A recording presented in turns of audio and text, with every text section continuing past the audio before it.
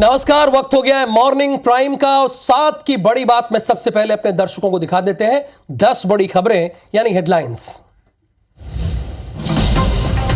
लोकसभा चुनाव के तीसरे चरण की वोटिंग कल, मतदान दलों को आज किया जाएगा रवाना। पोलिंग बूथों पर सुरक्षा को लेकर तैनात किए जाएंगे जवान।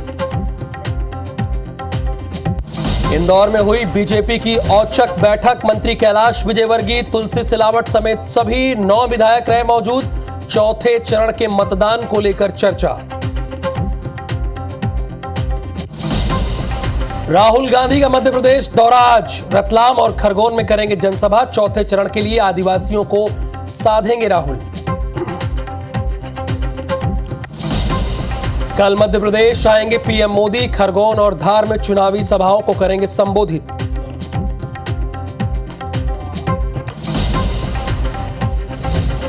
सीएम डॉक्टर मोहन यादव के आज चुनावी दौरे तेज। आज उज्जैन में जनसभा और महिला मोर्चा सम्मेलन को करेंगे संबोधित। खंडवा और बुरहानपुर में करेंगे प्रचार।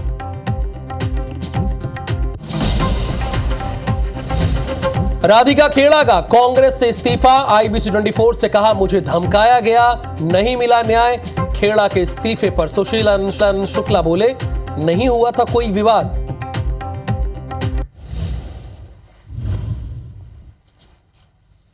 प्रायोजक हैं राजयोग पेंट, खुशियां आपकी, रंग हमारे।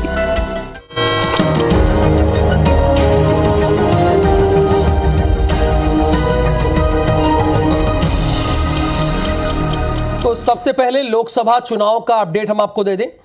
कल तीसरे चरण का चुनाव होगा, यानी आपको बता दें कि कुल देश भर की 94 लोकसभा सीटों पर इस बार मतदान होगा। कल मध्य प्रदेश और छत्तीसगढ़ की अगर सीटों की बात करें तो ओवरऑल 16 लोकसभा सीटें हैं।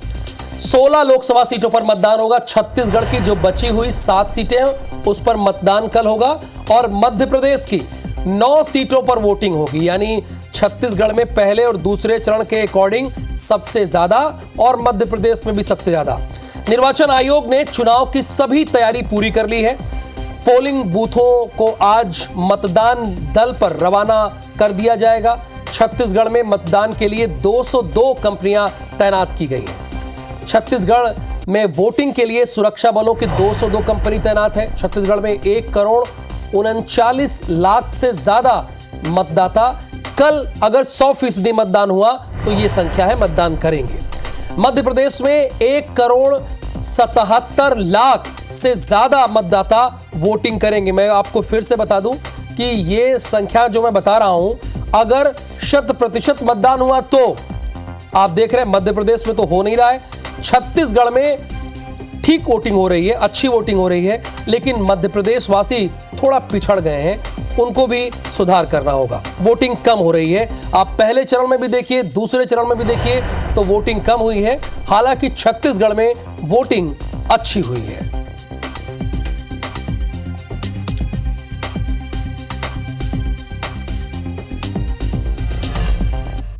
तो कल यानी तीसरे चरण का मतदान होना, लेकिन देश के प्रधानमंत्री नरेंद्र मोदी कहां हैं यह भी हम आपको बता दें। पीएम मोदी का ओडिशा और आंध्र प्रदेश का दौरा है। आंध्र प्रदेश का दौरा है और ओडिशा का। पीएम मोदी यहां पर 4 रैलियां करेंगे। सुबह 10:15 पर ओडिशा के बहरमपुर में वो रैली करेंगे और दोपहर 12:45 पर वो नवरंगपुर में रैली करेंगे। और अब आ जाइए दोपहर 3:30 बजे आंध्र प्रदेश के राजा महेंद्रवरम में वो रैली करेंगे। आंध्र प्रदेश में देखिए इस बार विधानसभा का चुनाव भी हर बार होता है लोकसभा चुनाव के साथ। शाम 5:30 बजे अनकापल्ली में रैली करेंगे और कल मध्य प्रदेश के दौरे पर रहेंगे। 7 तारीख तीसरे चरण का मतदान है, लेकिन प्रधानमंत्री दौरे पर रहेंगे कल, कैसे संभव है? चूंकि वो चौथे चरण, मध्य प्रदेश में चौथे चरण में भी इलेक्शन है। चौथे चरण में इलेक्शन खरगोन में है और धार में है, तो वहां देश के प्रधानमंत्री नरेंद्र मोदी रहेंगे। हालांकि इंदौर में तो आप जानते हैं वहां भी चौथे चरण में मतदान है, लेकिन वहां तो मामला कांग्रेस का प्रत्याशी ही बीजेपी में शामिल हो गया है। तो फिलहाल देश के प्रधानमंत्री नरेंद्र मोदी कहां रहेंगे? आंध्र प्रदेश के दौरे पे तो रहेंगे ही, और इसके साथ ओडिशा के दौरे पे रहेंगे। और मध्य प्रदेश के दौरे की अगर बात की जाए तो मध्य प्रदेश के खरगोन और एक जिला आप बताइए। धार, बिल्कुल ठीक बात है। यानी खरगोन और धार जिले के दौरे पर रहेंगे देश के प्रधानमंत्री नरेंद्र मोदी। 7 मई को तीसरे चरण के मतदान से पहले रविवार को प्रधानमंत्री मोदी अयोध्या पहुंच गए। यहां सबसे पहले उन्होंने राम मंदिर में रामलला की पूजा की, उनकी आरती उतारी और फिर दंडवत प्रणाम किया। प्रभु राम के दर्शन पूजन के बाद प्रधानमंत्री नरेंद्र मोदी रोड शो में शामिल हुए। पीएम मोदी को अपने बीच पाकर अयोध्या के साधु संत और समर्थकों में भारी उत्साह दिखा और हमने वो उत्साह आपको दिखाया भी। इसी साल जनवरी में, बल्कि 22 जनवरी को राम जन्मभूमि मंदिर में रामलला की प्राण प्रतिष्ठा के बाद पीएम मोदी पहली बार अयोध्या दौरे पर पहुंचे। यहां उन्होंने फैजाबाद संसदीय क्षेत्र से भाजपा के उम्मीदवार लल्लू सिंह, जो वर्तमान में सांसद भी हैं, उनके समर्थन में सुग्रीव किला से लता मंगेशकर चौक तक 2 किलोमीटर का रोड शो किया। इस दौरान खुली जीप में प्रधानमंत्री मोदी और उत्तर प्रदेश के मुख्यमंत्री योगी आदित्यनाथ नजर आए। सड़क के दोनों तरफ जबरदस्त उत्साह और भीड़ देखने को मिली। फिलहाल ये 2 तस्वीरें हैं जो आपकी स्क्रीन पर है। प्रभु राम को दंडवत प्रणाम करते हुए देश के प्रधानमंत्री नरेंद्र मोदी की तस्वीरें देख रहे हैं। ये अपने आप में बहुत खास हो जाती है। और दूसरी तस्वीर वो उस वक्त की है जबकि देश के प्रधानमंत्री नरेंद्र मोदी जनसभा कर रहे थे, रोड शो कर रहे थे, उसकी तस्वीरें हैं।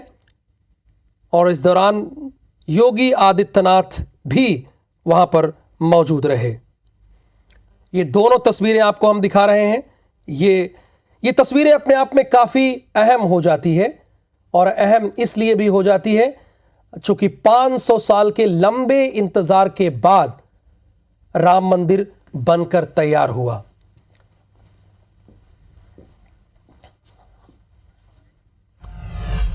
अच्छा, देश के प्रधानमंत्री नरेंद्र मोदी लगातार दौरे पे दौरे कर रहे हैं, तो दूसरी तरफ राहुल गांधी भी मध्य प्रदेश के दौरे पर रहेंगे। राहुल गांधी रतलाम और खरगोन लोकसभा में जनसभा करेंगे। राहुल रतलाम के लोकसभा के जोबट में प्रचार करेंगे, राहुल खरगोन के सेगांव में प्रचार करेंगे और जनसभा को संबोधित करेंगे। चौथे चरण के लिए आदिवासियों को साधने का काम करेंगे। चूंकि अब तो जहां पर तीसरे चरण का चुनाव है वहां प्रचार हो नहीं सकता, बहुत हुआ तो आप डोर टू डोर जाकर मिल सकते हैं, इससे ज्यादा आप कुछ कर नहीं सकते हैं। लेकिन अब आप सोच रहे होंगे कि फिर नेता कैसे प्रचार कर रहे हैं। हालांकि आप बहुत समझदार हैं, आप जानते हैं नेता वहां जा रहे हैं जहां चौथे चरण का मतदान होना है। देखिए, प्रधानमंत्री भी कहां आ रहे हैं, धार आ रहे हैं और खरगोन आ रहे हैं। राहुल गांधी भी जहां जा रहे हैं वहां भी चौथे चरण का ही मतदान है।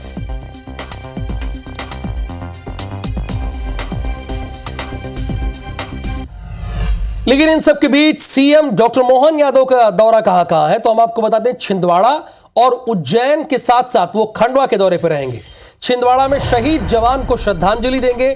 सुबह 10 बजे उज्जैन के आलोट विधानसभा में जनसभा करेंगे। सुबह 11:45 पर तराना विधानसभा में जनसभा करेंगे।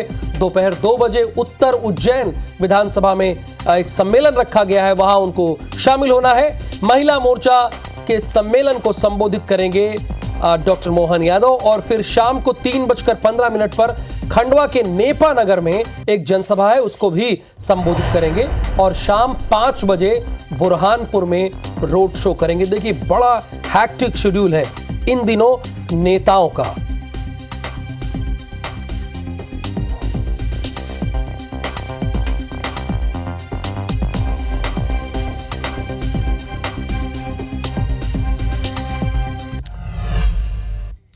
इंदौर के बीजेपी कार्यालय में दिल्ली हाई कमान ने अचानक महत्वपूर्ण बैठक बुलाई, जिसमें अधिकतर विधायकों को समझ में नहीं आया कि यह बैठक आखिरकार बुलाई क्यों गई है। रात 9 बजे से 11:30 बजे तक यह बैठक चली। इस बैठक में मध्य प्रदेश के उप मुख्यमंत्री जगदीश देवड़ा, कैबिनेट मंत्री कैलाश विजयवर्गीय, मंत्री तुलसी सिलावट, पूर्व सांसद और पूर्व लोकसभा की अध्यक्ष सुमित्रा महाजन समेत इंदौर के पूरे 9 विधानसभा के विधायक, मालवा निमाड़ क्लस्टर के संगठन मंत्री और सभी पदाधिकारी मौजूद रहे। सूत्रों के मुताबिक इस बैठक का सबसे महत्वपूर्ण एजेंडा इंदौर शहर में केंद्रीय संगठन को जो फीडबैक मिला है कि इंदौर शहर में वोटिंग वाले दिन नोटा अधिक संख्या में पड़ सकता है, इस पर संगठन को नई रणनीति बनाने की जिम्मेदारी दी गई है। ये बैठक इसीलिए बुलाई गई है कि नोटा पर ज्यादा लोग बटन दबा सकते हैं। और आगामी 13 तारीख को कैसे इंदौर जैसे स्वच्छता में नंबर 1 है, मतदान में भी कैसे हम नंबर 1 आ सकते हैं, इसको लेके सभी वरिष्ठों का मार्गदर्शन प्राप्त हुआ और कार्यकर्ताओं को एक नई ऊर्जा मिलेगी। हम लोग अब नीचे उतर के कैसे 13 तारीख को अधिकतम मतदान भारतीय जनता पार्टी के पक्ष में हो सकता है, इसके लिए आज की बैठक। को ज़्यादा से ज़्यादा मतदान हो, मतदान का प्रतिशत बढ़े, इसके लिए ये प्रयास है और सब हमारे माननीय विधायक गण हैं, वरिष्ठ जन हैं, उनसे चर्चा हुई है, तो निश्चित रूप से मतदान बढ़ाएंगे और इंदौर की सीट अच्छे प्रचंड बहुमत से जीतेंगे। फिलहाल डिप्टी चीफ मिनिस्टर का कॉन्फिडेंस तो बहुत हाई दिख रहा है। इधर छत्तीसगढ़ कांग्रेस दफ्तर में स्थानीय नेताओं की बदसलूकी से नाराज राष्ट्रीय प्रवक्ता राधिका खेड़ा ने पार्टी से ही इस्तीफा दे दिया। उन्होंने सोशल मीडिया पर अपना इस्तीफा पोस्ट करते हुए कांग्रेस नेतृत्व पर निशाना साधा। राधिका खेड़ा का रायपुर में कांग्रेस मुख्यालय में स्थानीय नेताओं से विवाद हो गया था। अटकलें हैं कि राधिका भारतीय जनता पार्टी ज्वाइन कर सकती हैं। इस विवाद में अब तक क्या क्या हुआ है, आइए वो जान लेते हैं।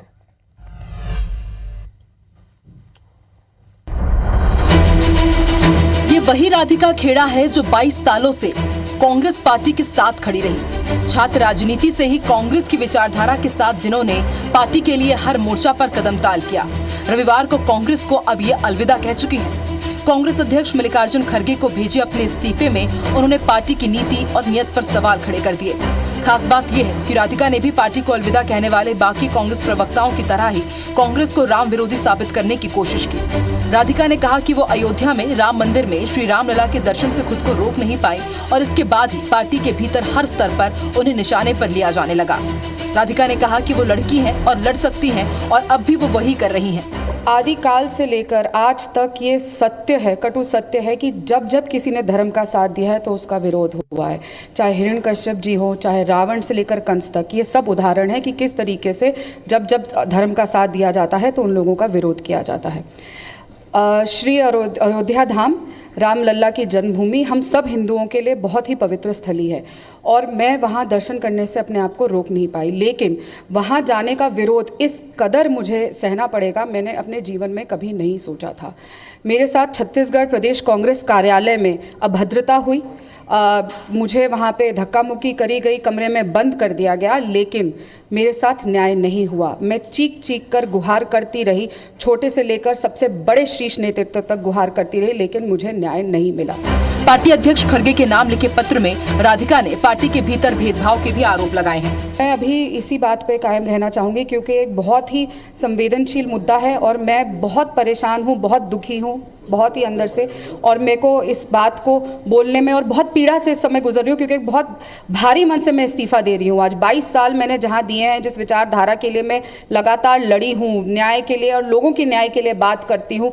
हमारी पार्टी बात करती है महिला न्याय के लिए, किसान न्याय के लिए, युवा न्याय के लिए, श्रमिक न्याय के लिए, और जब खुद के घर में अन्याय होता है और उस पर चुप्पी साध लेते हैं क्योंकि सिर्फ इसीलिए क्योंकि हम राम जी के दर्शन करके आए और न्याय देने से हमें इनकार कर दिया जाता है, तो इस समय ये बहुत ही गहरी चिंतन की बात है।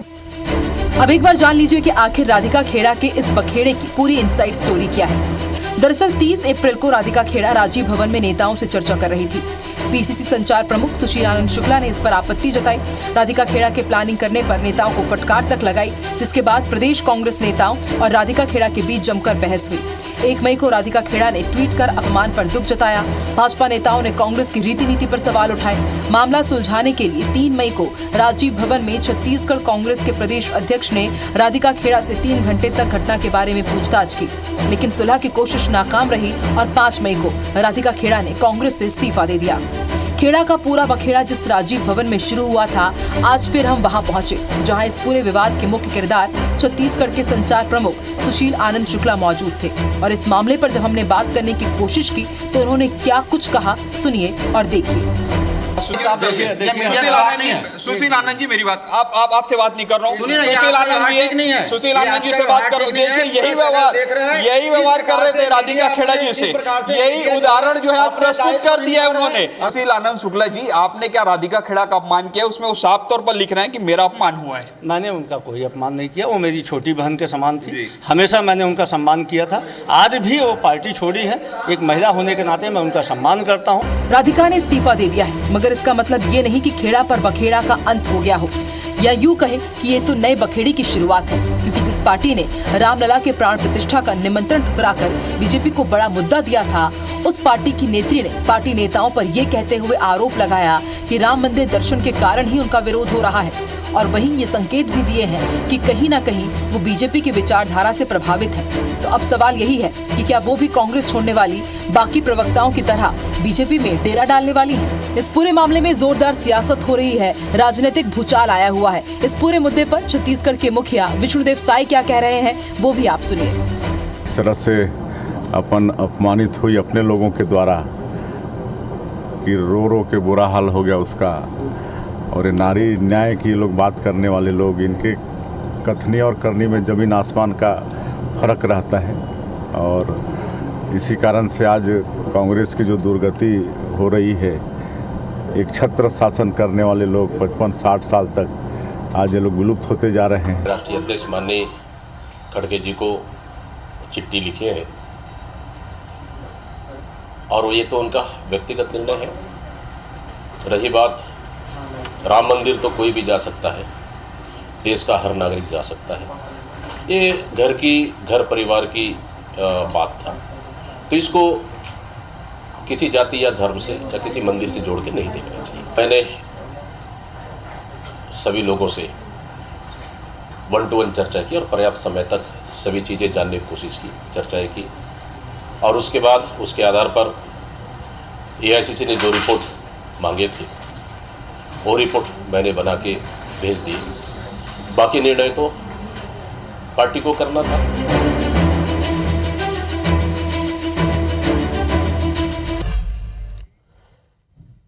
सीएम विष्णुदेव साय का पत्थल गांव दौरा है आज। अपने गृहग्राम बगिया जाएंगे सीएम। मतदान केंद्र 49 में कल उन्हें मतदान करना है। देखिए, हर कोई जानता है एक एक वोट का कितना इंपॉर्टेंट होता है, कितने मायने रखते हैं हर एक वोट, और इसीलिए सीएम साय अपने बहुत ही हैक्टिक शेड्यूल से समय निकालकर वो अपने गृहग्राम जाएंगे और मतदान केंद्र में कल आपको मतदान करते हुए वो दिखाई देंगे।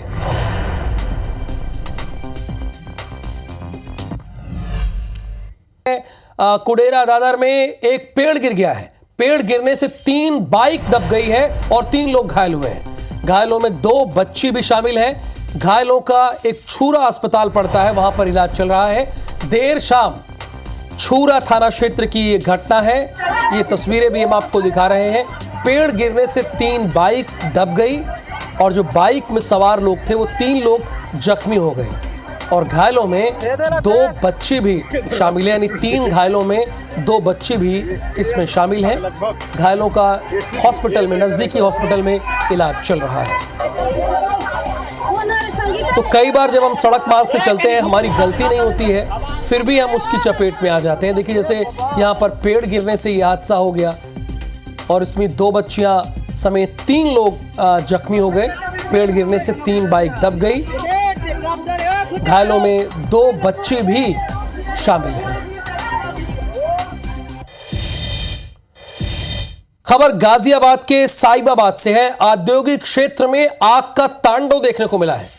पहाड़पुर के कूलिंग टावर्स फैक्ट्री में आग लगी है। फैक्ट्री में रखे थे केमिकल से भरे ड्रम। कई किलोमीटर दूर तक धमाके की आवाज सुनाई दी है। फिलहाल किसी के हताहत होने की कोई अभी सूचना नहीं मिली है। गाजियाबाद का एक इलाका है साहिबाबाद, बल्कि ये विधानसभा भी है। औद्योगिक क्षेत्र में आग का तांडव देखने को मिला है।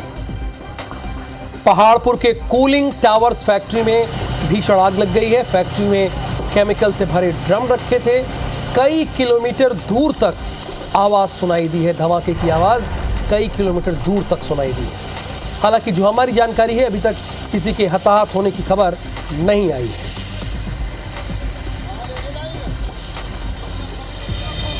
अब ये तो आपको पता है कि अमेठी से राहुल गांधी चुनाव नहीं लड़ रहे हैं, वो रायबरेली से लड़ रहे हैं। लेकिन कांग्रेस दफ्तर के बाहर तोड़फोड़ हुई है। अमेठी में कांग्रेस दफ्तर के बाहर खड़ी गाड़ियों में तोड़फोड़ हुई है।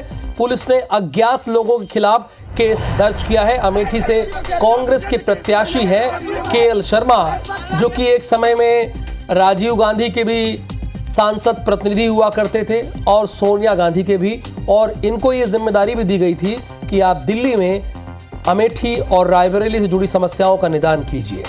हालांकि ये प्रत्याशी हैं अभी केएल शर्मा। लोग या कि कांग्रेस के कार्यकर्ता चाह रहे थे कि राहुल गांधी चुनाव लड़े, लेकिन राहुल गांधी इस बार रायबरेली सीट से अपना चुनाव लड़ेंगे और वायनाड से तो वोटिंग हो ही गई है, वहां से तो वो लड़ ही रहे हैं। लेकिन अमेठी में कांग्रेस दफ्तर के बाहर खबर यह है कि गाड़ियों में तोड़फोड़ हुई है और पुलिस ने अज्ञात लोगों के खिलाफ मामला दर्ज कर लिया है। तो साथ की बड़ी बात में तो हमने आपको खबरें बताई। अब छत्तीसगढ़ी भाषा में आगे देखिए हमर बानी हमर घोट।